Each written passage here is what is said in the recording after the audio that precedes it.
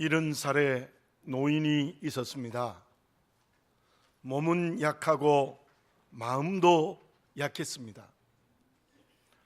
노인학교에 오면은 다른 노인들과 달리 멍하니 하늘을 쳐다보고 있습니다. 그때 청년인 봉사자가 그 노인에게 이런 말을 했습니다. 할아버지의 지금 나이에도 해야 할 일이 있습니다. 그림을 그리면 어떻겠습니까? 나는 한 번도 붓을 잡아본 적이 없어 안 돼, 강하게 부정을 했습니다. 그때 그 청년은 포기하지 않고 다시 할아버지에게 말씀을 드립니다. 할아버지 남은 인생에 큰 뜻이 있을 거예요. 설득을 해서 모든 희망을 잃어버리고 절망하고 있는 할아버지가 억지로 그림을 배우기 시작했습니다. 그분이 101살에 22번째 전시회를 한 미국의 해리 리번이라는 화가입니다. 그분은 70살에 그림을 시작하여서 미국의 샤갈이라고 불리는 유명한 화가가 된 것입니다. 절망하였던 이 노인이 한 청년의 말을 듣고 희망을 가졌을 때 이름을 널리 알리는 정말 희망이 살아 움직이는 화가가 될 수 있었다는 것입니다. 사람은 이 세상에 살면서도 어떠한 삶에서도 희망을 가져야 됩니다. 절망하면 안 됩니다. 특별히 위기에서도 절망하면 안 되고 그 위기가 기회인 줄 알고 희망을 가지고 살아야 합니다. 그렇다고 하면 하나님을 아버지라고 부르며 믿음으로 살아가는 저와 여러분들은 어떻게 살아가야 되겠습니까? 믿음으로 살아가는 저와 여러분들도 위기를 당합니다.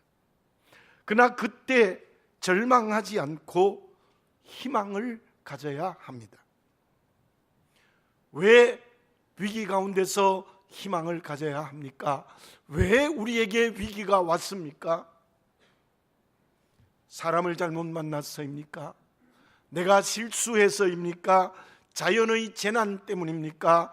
건강에 문제가 생겼기 때문입니까? 그럴 수도 있습니다. 그런데 위기를 당할 때 우리 그리스도인이 가져야 될 것은 우리의 영적 눈이 열려야 됩니다. 그것이 무엇입니까? 우리가 아무리 어렵고 힘든 위기의 환경과 관계 속에 하나님의 뜻이 있습니다. 본문에 야곱에게 큰 위기가 닥쳤습니다.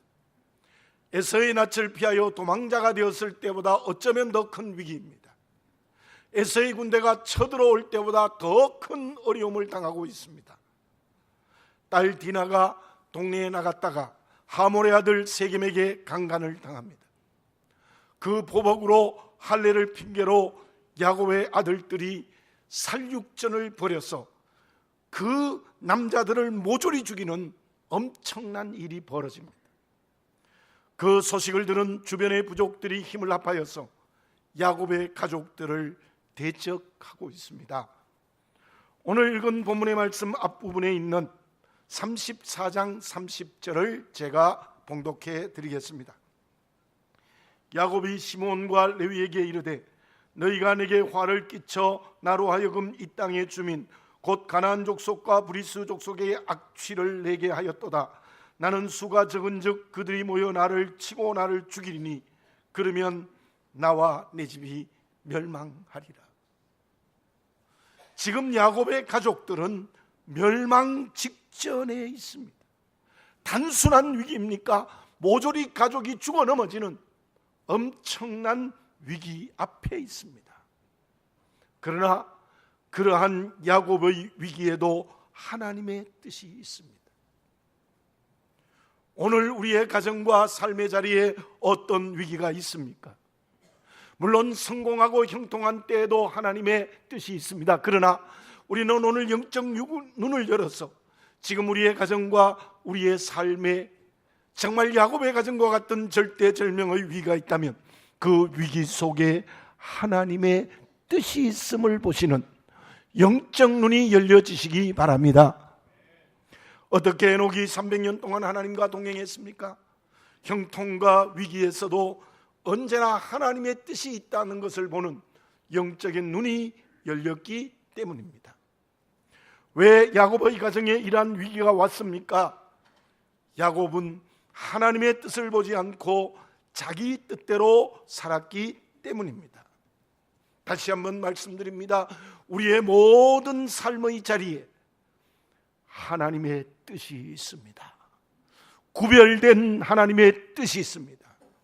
특별히 위기를 가지고 있는 삶의 자리가 있다면 그 위기 속에 하나님의 뜻이 있다는 영적인 눈이 열려지시기를 바라겠습니다.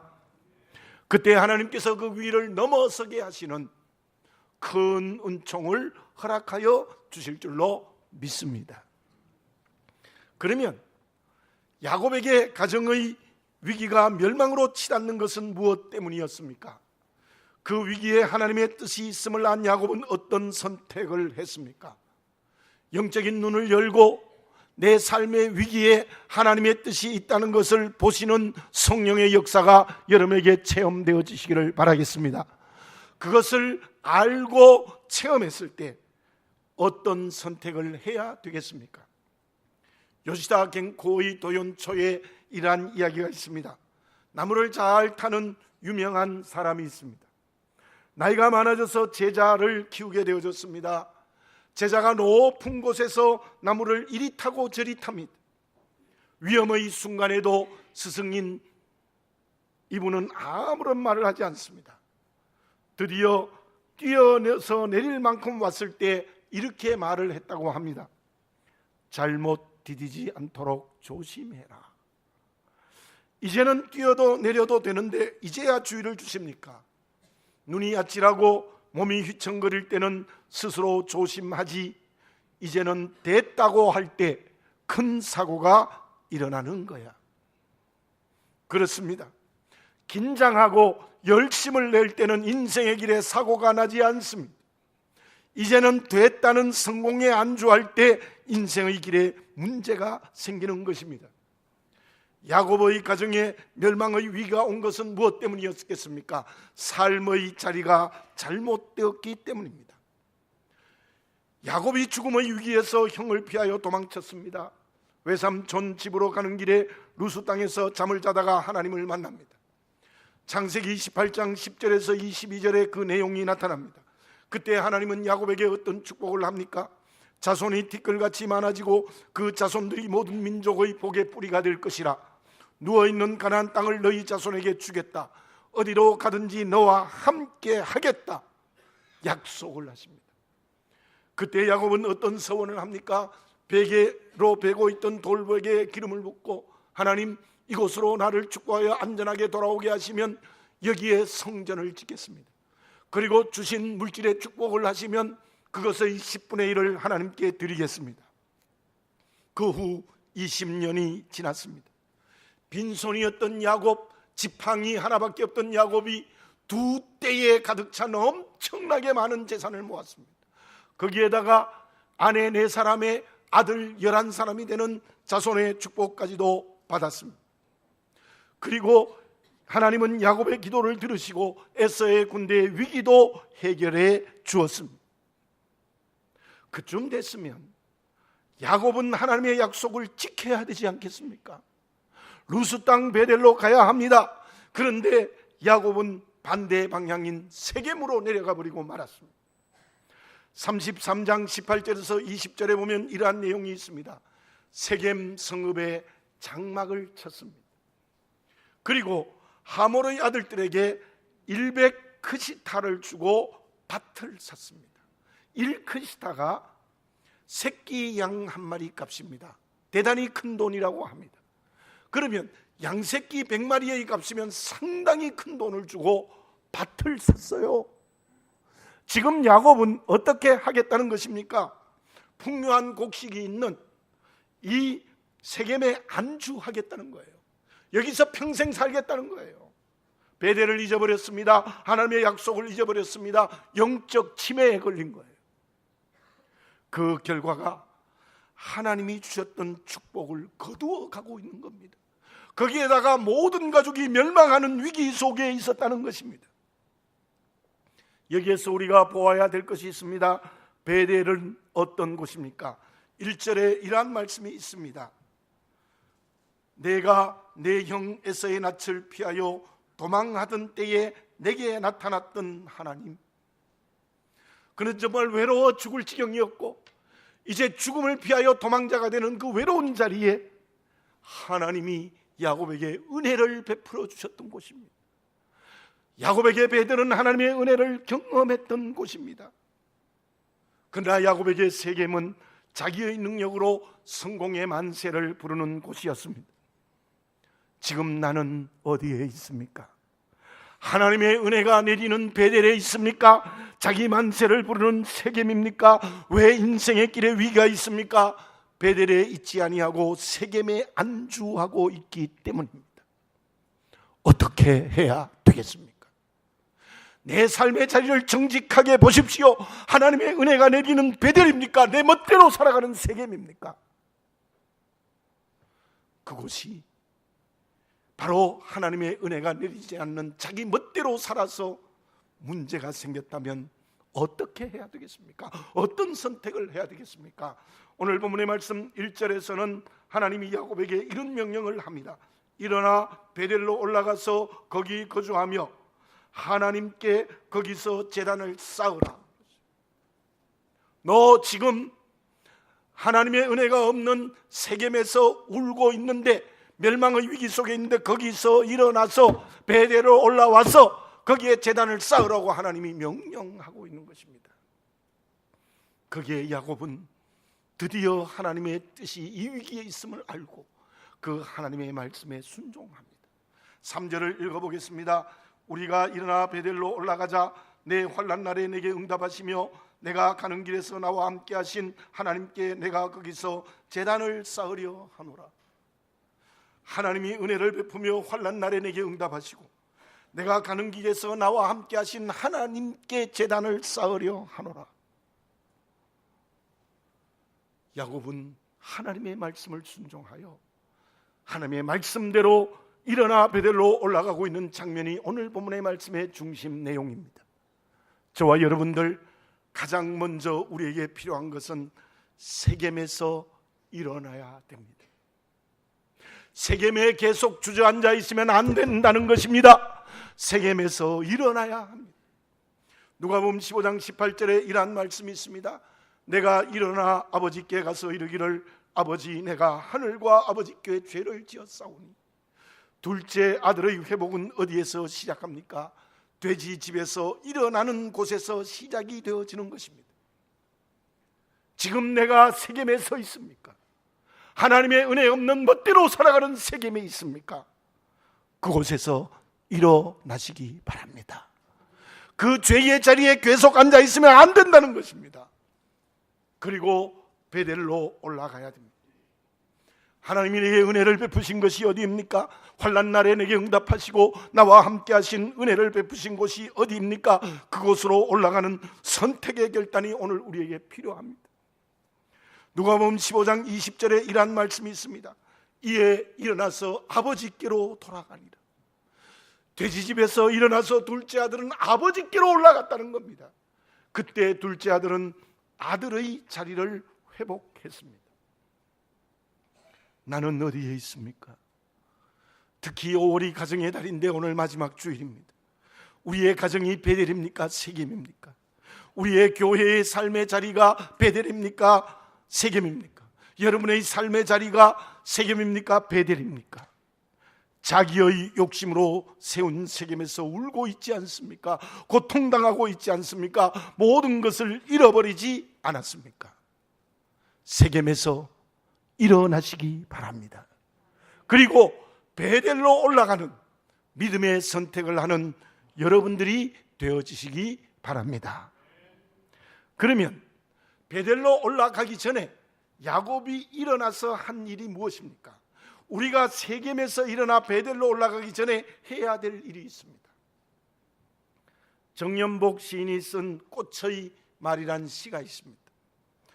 꽃들이 말하는 것 딱 하나, 기쁠 때나 슬플 때 웃음을 잃지 않는 것, 햇살이 밝을 때 날씨가 굳을수록 환하게 웃는 웃음이 있어야 해.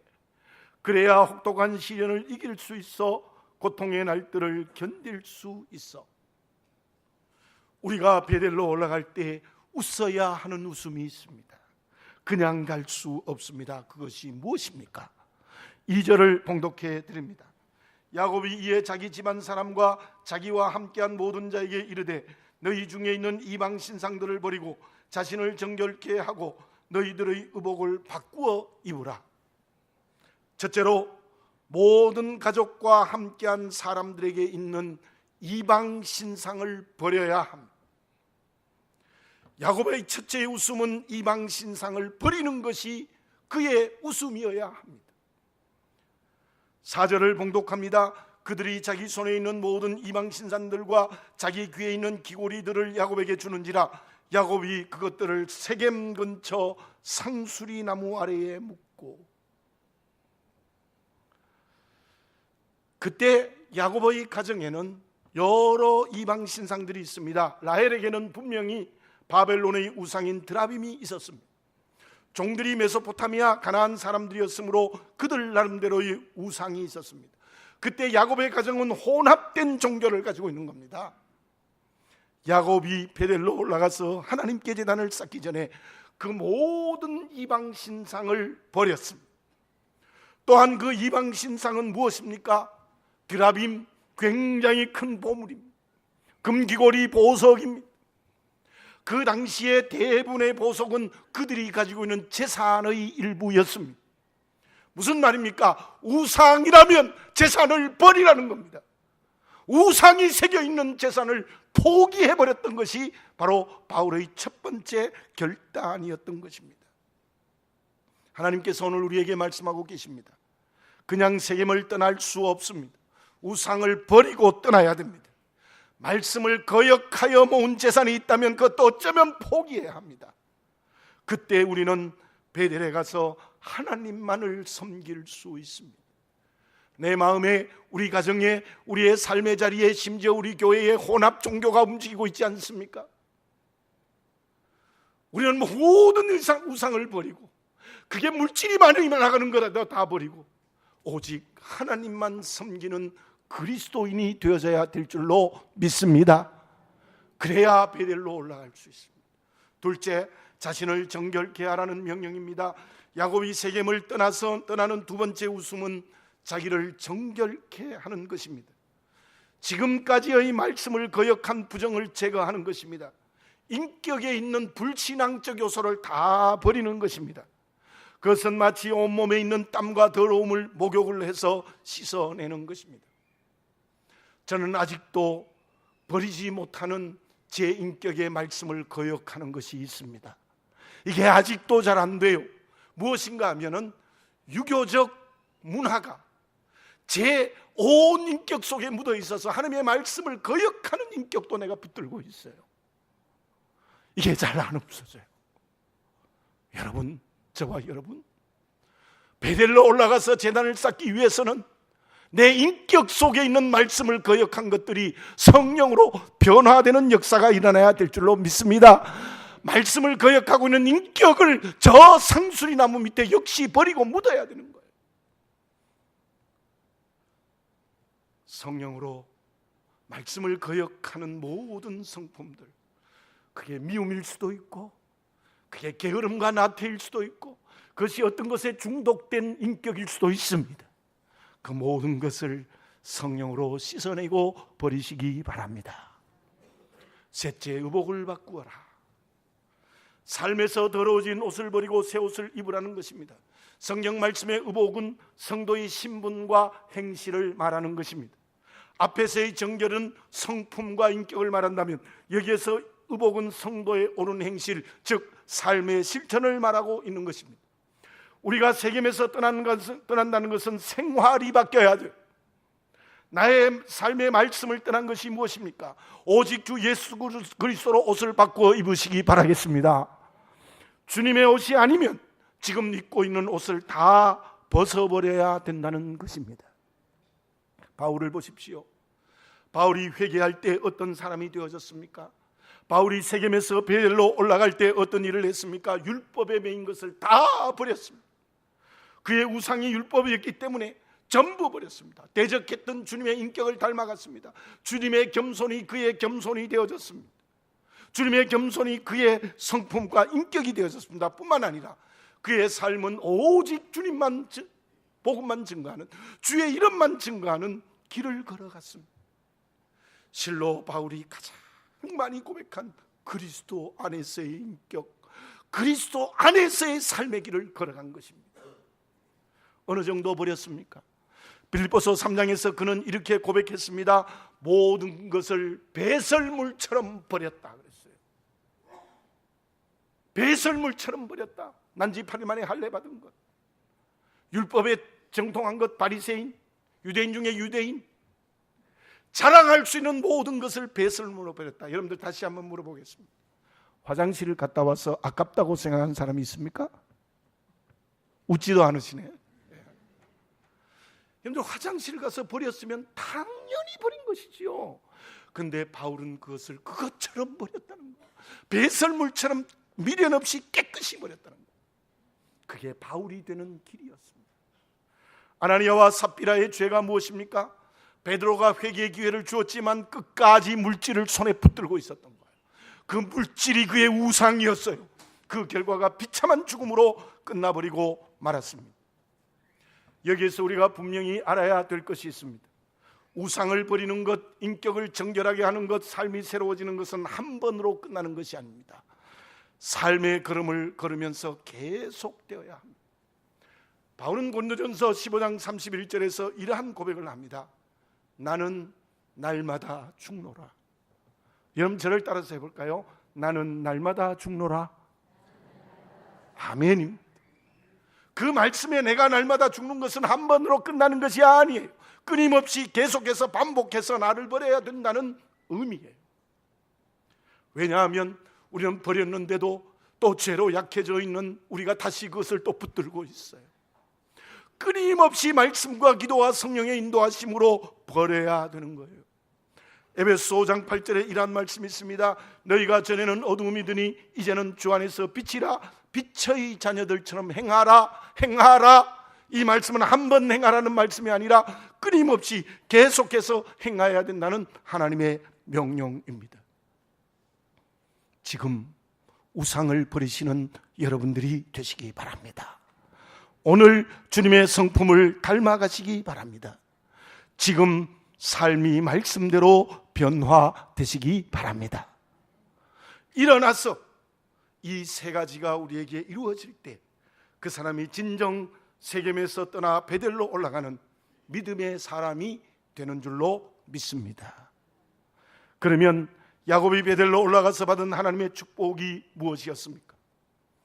아마 야곱이 세겜에 계속 있었으면 연합군에 의하여 가정이 멸망당할 수 있었어요.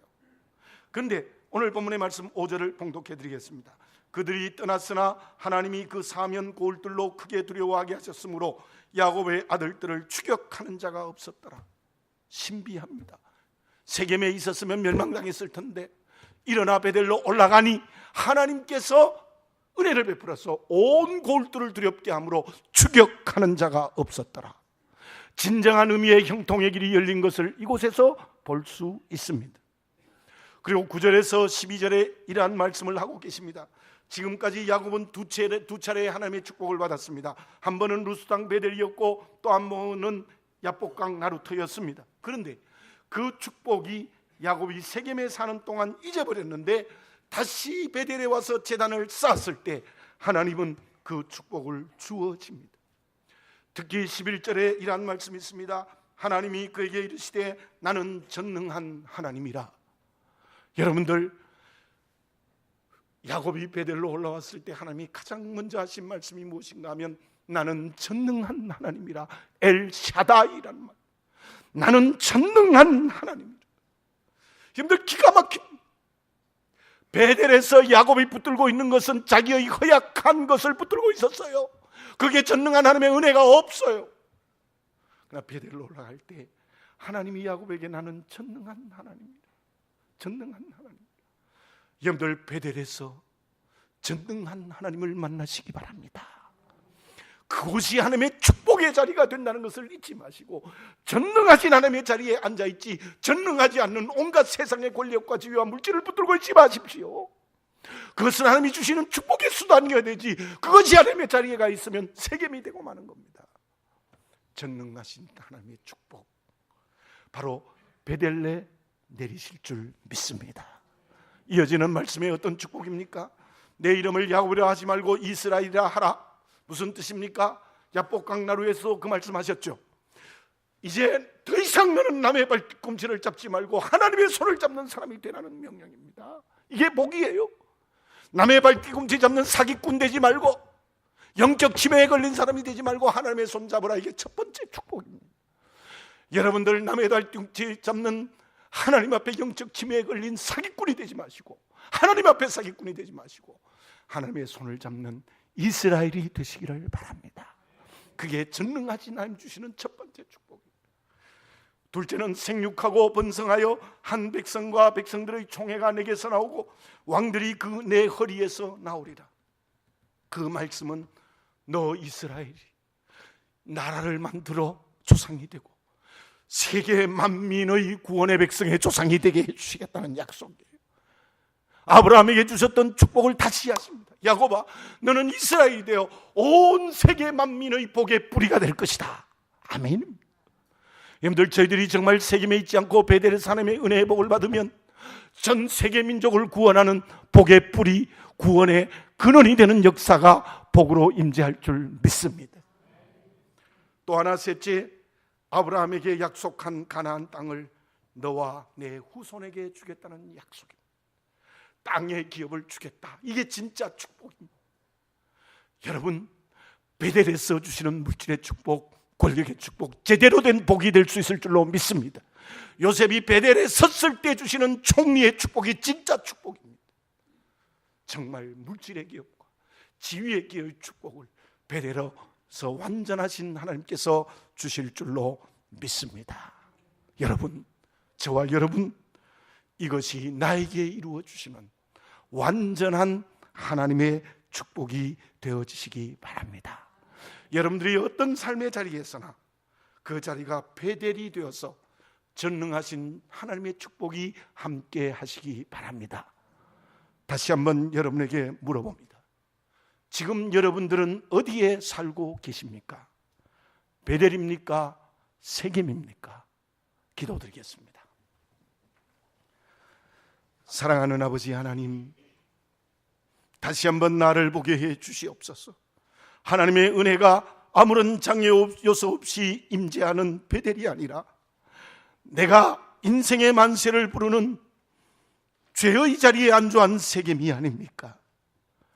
주여, 먼저 성령으로 말미암아 일어나게 하여 주시옵소서.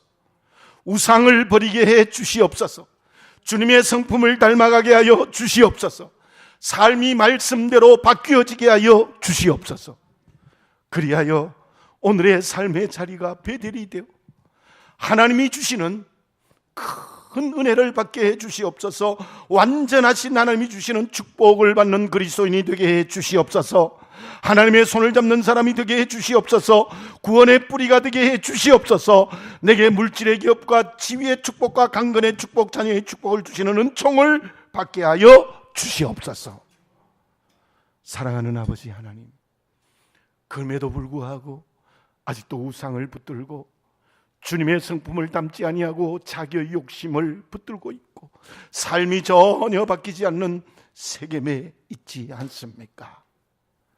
아버지, 오늘 이 말씀 다시 한번 듣고, 특히 5월이 가정의 달인데 우리의 가정이 베델이 되게 해 주시옵소서. 그래야 하나님이 내리시는 축복받는 가정이 되게 해 주시옵소서. 우리의 삶의 자리와 교회가 베델이 되게 해 주시옵소서. 완전한 하나님이 축복하시는 삶의 자리와 교회가 되게 해 주시옵소서. 아버지 하나님, 세겜에서 일어나 베델로 올라가는 믿음의 선택을 하는 지혜롭고 영적인 눈이 살아있는 우리 모두가 되게 하여 주시옵소서. 예수님의 이름으로 기도드립니다. 아멘.